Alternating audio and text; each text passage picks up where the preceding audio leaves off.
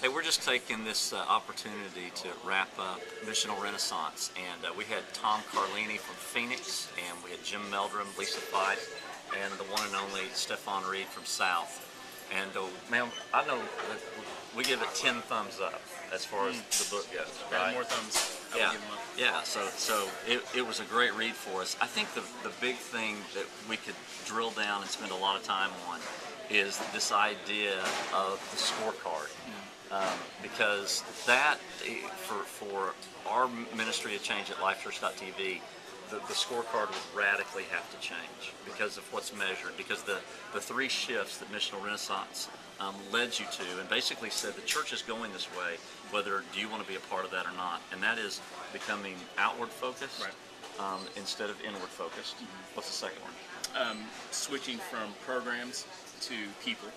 People development, right? And lastly would be having a kingdom mindset instead of a church mindset. Right. So, So how would that look in Life Church? yeah, I mean, I think that the thing would be, how would you measure that?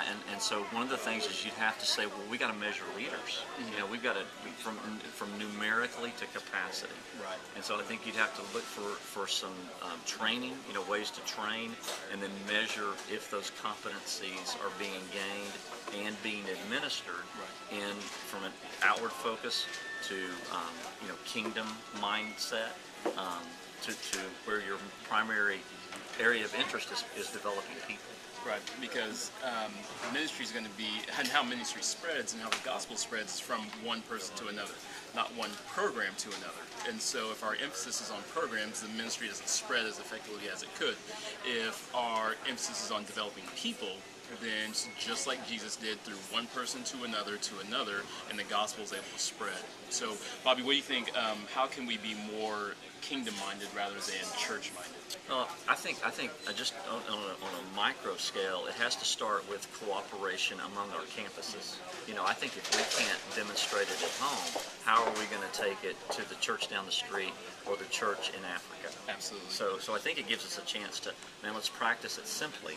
You know, let's make sure that we're hitting on all cylinders, cooperating on a campus level, and then let's look and maybe we have something good to export to the church, or maybe we can learn something from the church down the street. Absolutely. So looking at three shifts. So one, outward, from inward to outward, looking at more missional involvement in our communities. We're looking at more people development rather than program development. For Life Church, it means multiplying, creating, and developing leaders. And the last thing, moving from a church mindset to a kingdom mindset, basically meaning if we can develop a way to collaborate amongst the campuses, practice it here, and then send that out, then I think we'll actually be taking the ideas from Missional Renaissance and applying them to Life Church. So, got anything else? No, I think we're probably going to maybe for a season have to do more listening than telling, because to develop people, we need to find out where they are. I thought Lisa gave a great analogy.